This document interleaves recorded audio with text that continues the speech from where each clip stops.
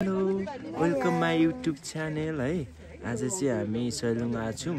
आजको हाम्रो भ्लग कस्तो लाग्छ प्रतिक्रिया दिनुहोला, कमेन्ट गर्नुहोला हैन है। त अब भ्लग सुरु हुन्छ है भन न।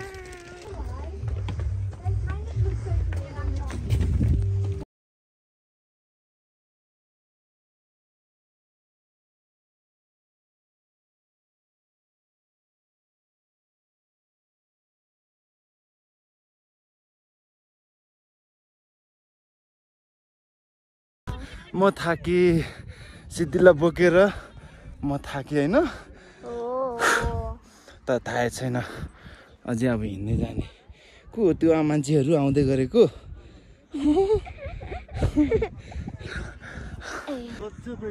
हजुर सर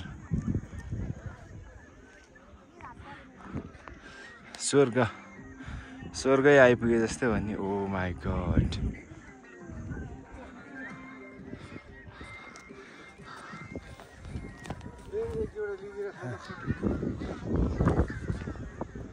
फोटो सर बब्बाल छ ठाउँ चाहिँ सैलुङ काठमाडौँबाट 4 घण्टाको बाटो अनि हिँड्दै 1 घण्टा। यस्तो दामी ठाउँ आएपछि चाहिँ स्वर्गमा आए जस्तो फिल भइरहेको छ। ल हेर्दा हेर्दै हुसैले डुम्मै ढाक्यो भने डाँडा। ओ कति मान्छे आएको यार आउनु नि। यहाँ होटलहरूमा सब रुम प्याक भएर रुम पनि पाएन, त्यही भएर डुम्रेतिरै रुम बुक गरेर आएको हामीले चाहिँ।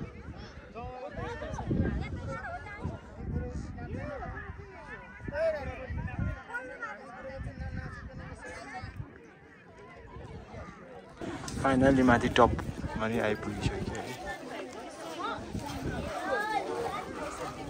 ओ सरी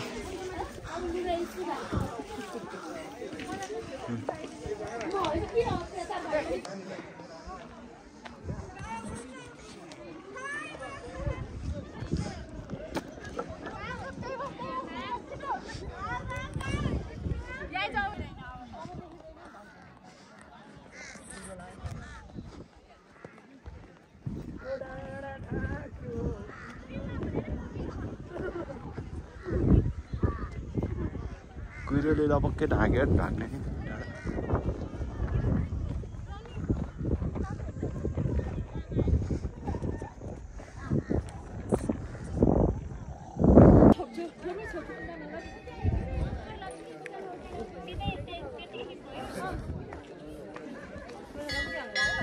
पुरानो खाले स्टिप आयो। गाउँघरमा यस्तै हुन्छ नि। मोबाइल छ जो सैलुङ चाहिँ एकपल्ट आउनु पर्ने ठाउँै रहेछ होइन। मोबाइल छ ठाउँ चाहिँ माघ स्वर्गै हो, मिनी स्वर्ग।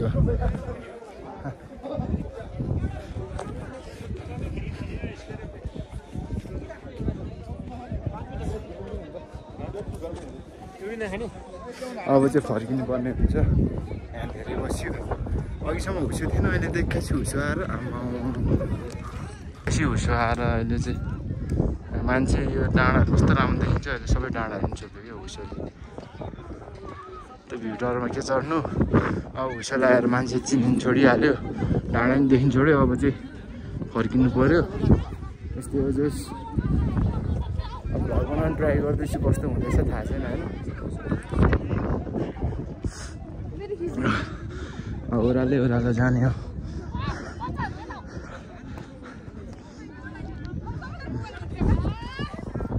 तल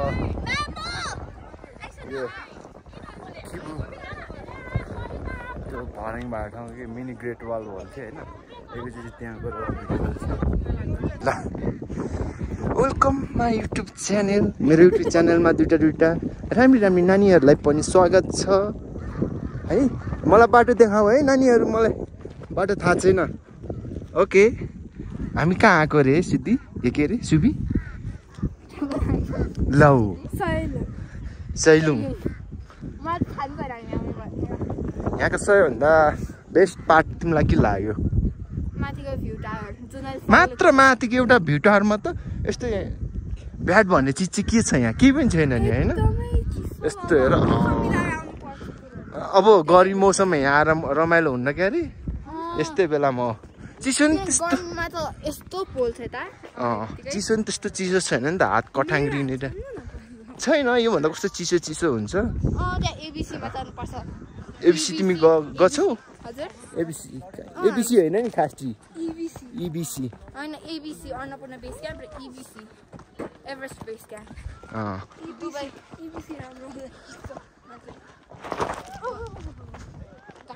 मैले तर्साइदिए हो नि कतिको तर्सिन्छ भनेर हो त्यही हाम्रो सरहरू पनि त्यही हो कि सरहरूले नि तर्साउने मात्र हो हाम्रो म्याथ टिचर यस्तो थर्काएर गइसक्यो कि तिमीहरूले मेरो रियल साइड देखेकै छैनौ म जस्तो कडा टिचर यस्तो तिम्रो म्याथ टिचरलाई के अब के भन्न चाहन्छु यही भ्लग मार्फत ल सर हजुरभन्दा राम्रो टिचर भेटेको छु स्कुलमै छ ब्राग नगर्नु त्यस्तो धेरै अझ स्कुल पनि राम्रो भेटेको छु होइन अर्को नयाँ तर हामी स्कुल त्यो छोड्दिनौँ है त्यो चाहिँ हो त्यो चाहिँ हो बहिनीलाई कि त्यहाँ अघिको सरलाई कि उसको बोयफ्रेन्ड छ भनेर गफ दिएको थिएँ हजुर भले स्कुल जस्तो सुकै होस् तर सर हजुर जस्तो राम्रो टिचर चाहिँ कहिले नि पाउँदिनँ मैले भनेर सरका तारिफ तर सरबाट चाहिँ म्याथ टिचरबाट चाहिँ धेरै इन्स्टल के अरे इन्स्टल रे इन्स्टल धेरै चाहिँ सिटीलाई चाहिँ सुबीलाई चाहिँ गाली गर्नुहुन्छ अरे त्यही भएर सुबी रिसाएको छ भनेर भन्दा के फरक पर्छ गाली नि हैन के सर के चाहिँ यस्तो के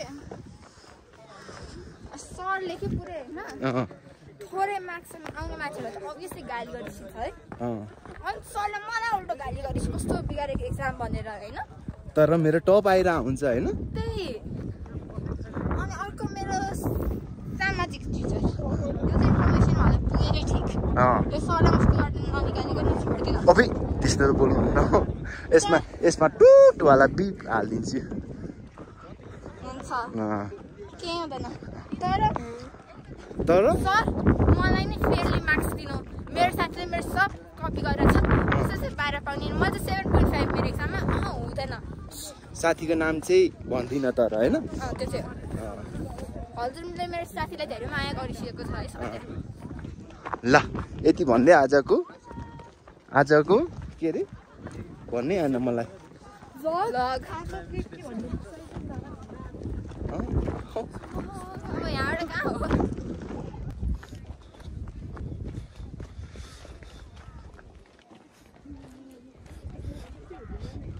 ठाउँहरू बहुत राम्रो रहेछ जस अझै चाहिँ हामी फर्किँदै हो टक्क लाएर ओह्रालो जङ्गलमा आइपुग्यो